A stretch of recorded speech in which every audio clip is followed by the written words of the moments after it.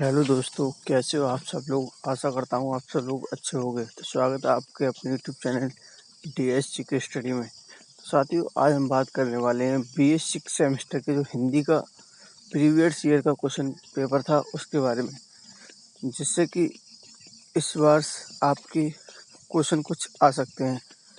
तो चलिए वीडियो को स्टार्ट करते हैं। जैसा चलिए, आपका पहला क्वेश्चन है, मगधी भाषा की कहा जाता है। मगधी भाषा भी कहा जाता है, किसे कहा जाता है भैया? तो मगधी भाषा जो कहा जाता है वो कहा जाता है पाली को। Option D correct answer. चलिए बढ़ते हैं दूसरी क्वेश्चन की ओर। पंचम वर्ण के स्थान का अनुष्कार का प्रयोग देवनागरी लिपि में किए जाने वाले सुझाव दिया था। तो भैया किसने दिया था? श्याम सुंदर दास ने दिया था। एक करेक्ट आंसर हो जाएगा आपका। बढ़ते हैं क्वेश्चन नंबर 3 की ओर।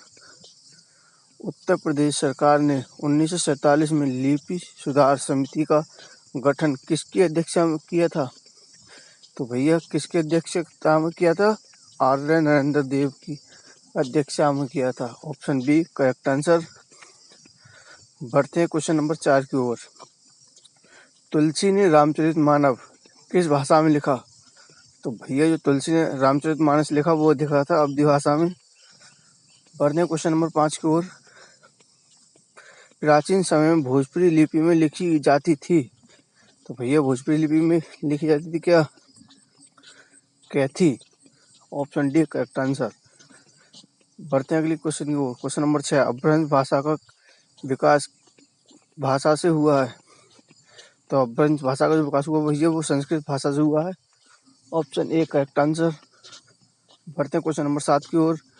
अपभ्रंश भाषा का प्राचीनतम प्रयोग साहित्य में हुआ है। तो भैया जैन साहित्य में हुआ है। Option B correct answer. बढ़ते हैं अगले क्वेश्चन की ओर। क्वेश्चन नंबर 8, हिंदी के विकास में अपभ्रंश का योगदान आलोक की कीर्ति है। तो भैया कौन सी कीर्ति है? नामवर सिंह।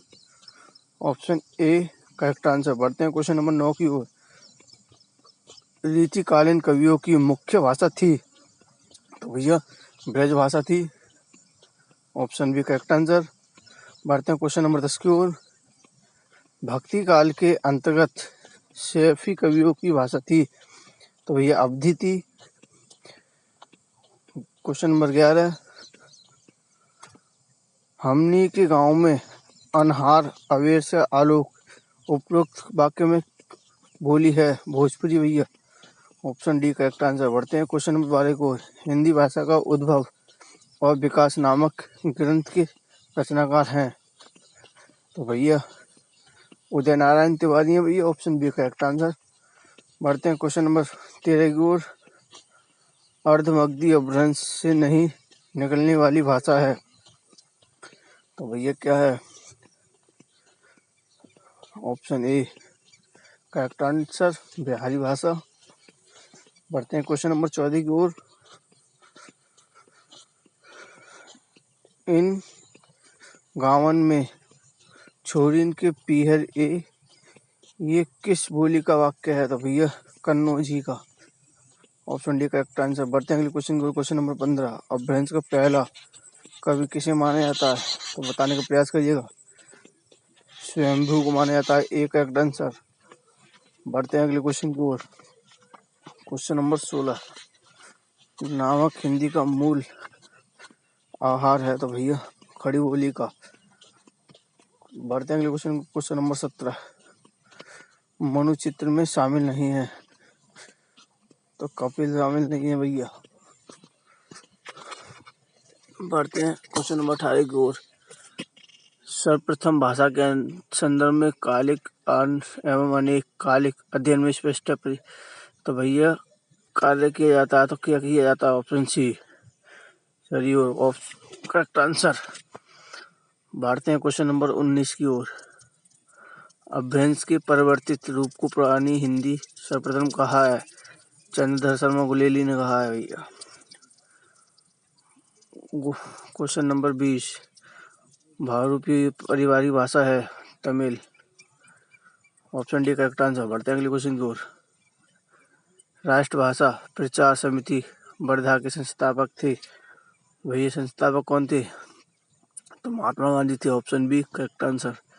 बढ़ते हैं अगले क्वेश्चन की ओर। Question number 22। 19वीं शताब्दी की यूरोपीय भाषा देवताओं में शामिल नहीं है, तो कौन नहीं है भैया? Plato. Option C correct answer. Question number 23। Devanagari लिपि का उद्भव विकास लिपि से हुआ है, तो भैया किस लिपि से हुआ है? ब्राह्मणी लिपि से। Option B correct answer. Question number 24 की ओर बढ़ते हैं भैया। Question number 24। 1955 में गठित राजभाषा आयोग के प्रथम अध्यक्ष थे, तो भैया कौन थे? जीवी खेर थे। Option A correct answer. बढ़ते हैं अगले क्वेश्चन की ओर। भारतीय संविधान में हिंदी को राजभाषा का दर्जा कब दिया गया था? तो भैया हिंदी को राजभाषा का दर्जा दिया था 14 सितंबर 1949 ईस्वी को। Option A correct answer. बढ़ते हैं क्वेश्चन नंबर 26 की ओर। प्रथम विश्व हिंदी सम्मेलन 10 जनवरी 1975 ईसा हुआ था, तो भैया नागपुर में हुआ था। Option C correct answer. बढ़ते हैं अगले क्वेश्चन की ओर। Question number 27। भाषा विज्ञान और मनोविज्ञान के घनिष्ठ संबंध नाम से जानते हैं, तो भैया किस नाम से जानते हैं? तो ये जो जाना जाता है वो मनोभाषिक नाम से जाना जाता है। Option B correct answer. बढ़ते हैं अगले क्वेश्चन को। Question number 28। भोजपुरी साहित्य का शेक्सपियर कहा जाता है, तो भैया शेक्सपियर कहा जाता है, वो कहा जाता है भिखारी ठाकुर को। चलिए बढ़ते हैं अगले क्वेश्चन को। Question number 29। प्रकृति की अंतिम अपभ्रंश अवस्था से ही हिंदी साहित्य का अभिनिर्वाह माना जा सकता है, यह कथन है, तो यह कथन किसका भी है? तो यह कथन माना जाता है आचार्य रामचंद्र शुक्ल का। ऑप्शन जी करेक्ट आंसर। बढ़ते हैं अगले क्वेश्चन को। Question number 30। निम्नलिखित में से किसके अनुसार भोजपुर परगना के नाम पर भोजपुरी भाषा का नाम पड़ा? तो भैया किसके उपयोग सभी के अनुसार पड़ा? D correct answer.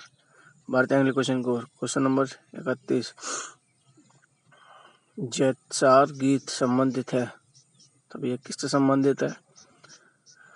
तो ये जो गीत संबंधित माना जाता है वो गम श्रम गीत से संबंधित माना जाता है। Option B correct answer. बढ़ते हैं अगले क्वेश्चन की ओर। भोजपुरी को काशिका नाम से अभिहित किया है, तो भैया किसने किया था? राहुल संस्कृत्यायन ने किया था। Option B correct answer. बढ़ते हैं अगले क्वेश्चन की ओर। Question number 33। प्राचीन भोजपुरी कवि नहीं है, तो भैया प्राचीन भोजपुरी कवि नहीं है, वो है Hira Dom. Option C correct answer.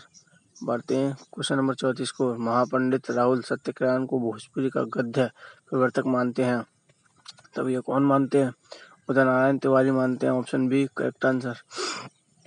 बढ़ते हैं अगले क्वेश्चन को। भोजपुरी शब्दों का प्रयोग सबसे पहले मिलता है, तो भैया किसमें मिलता है भोजपुरी शब्दों का प्रयोग?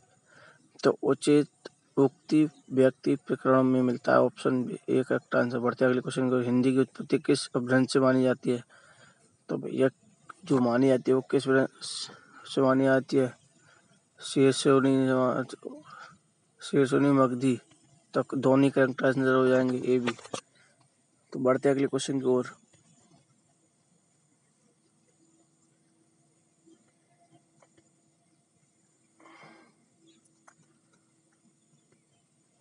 चलिए बढ़ते हैं अगले क्वेश्चन की ओर। Question number 37। निम्न में से प्राणी की रचना नहीं है, तो भैया कौन सी रचना नहीं है? तो महाभाव्य रचना नहीं है, भाष्य। C correct answer. बढ़ते हैं अगले क्वेश्चन की ओर।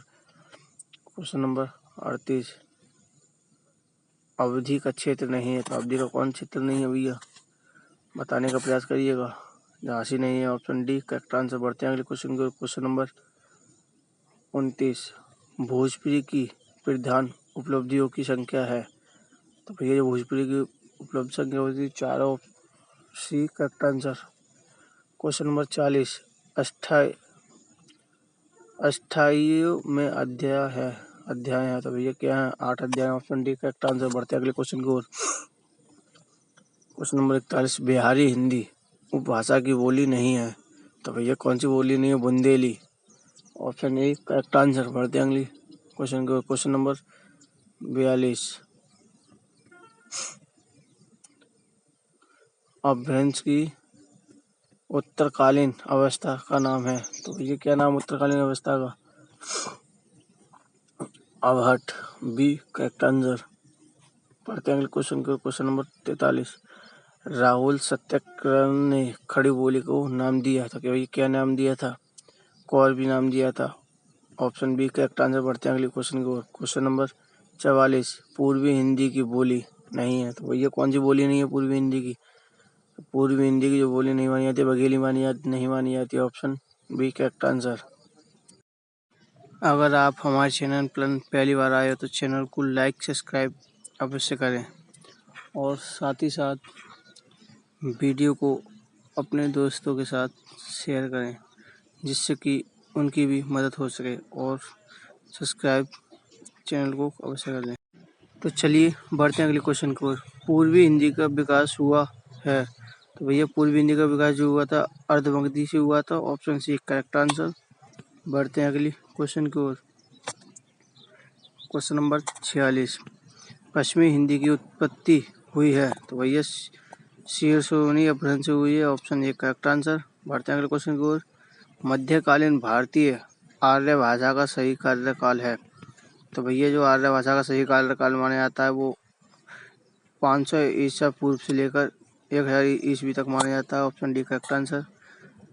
Question number 48। भाषा विज्ञान उस शास्त्र को कहते हैं जिसमें भाषा मात्र के भिन्न भिन्न अंग और स्वरूपों का विवेचना तथा निरूपण किया जाता है। ये कथन है। तो भैया ये कथन जो है डॉक्टर श्याम सुंदर दास का है। C correct answer. बढ़ते हैं अगले क्वेश्चन की ओर।